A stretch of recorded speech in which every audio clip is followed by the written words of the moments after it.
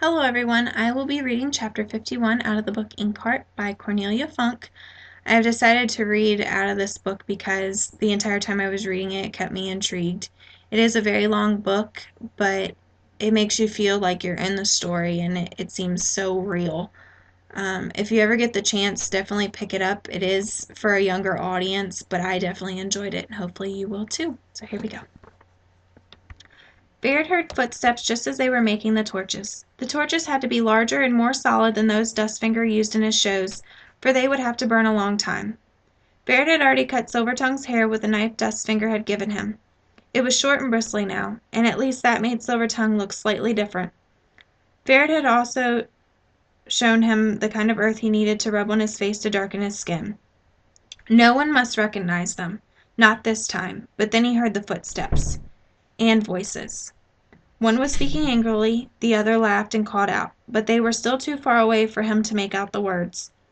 Silvertongue picked up the torches, and Gwen snapped at Ferret's fingers as the boy pushed him roughly into the backpack. "Where can we hide, Ferret? Where?" whispered Silvertongue. "I know a place." Ferret threw the backpack over his shoulder and led Silvertongue over to the charred wall. He climbed over the blackened stones where there had once been a window, jumped down in the dry grass behind the wall, and crouched low.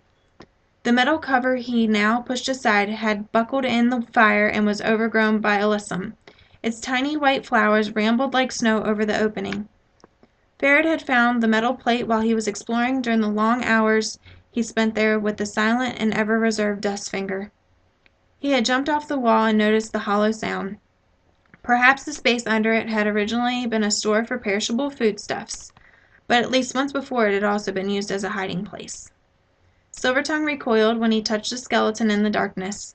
It looked small, scarcely big enough for an adult, and it lay there in the cramped underground space quite peacefully, curled up as if it had lain down to sleep.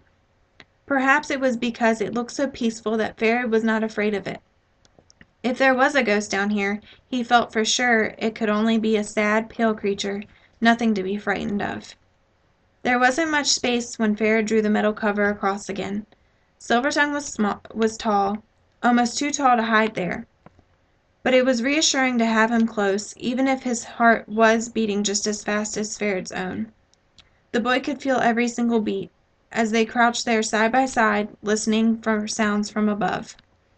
The voices were coming closer, but it was difficult to make them out, for the ground muffled them as if they came from another world. Once a foot stepped on the metal cover, and Ferret dug his fingers into Silvertongue's arm and wouldn't let him go until all was quiet again overhead. It was a long time before they dared trust the silence, such a very long time that once or twice Ferret turned his head because he imagined that the skeleton had moved. When Silvertongue cautiously raised the metal cover and looked out, it did seem as if they had really gone. Only the grasshoppers were chirping tirelessly, and a bird, startled, flew from the charred wall.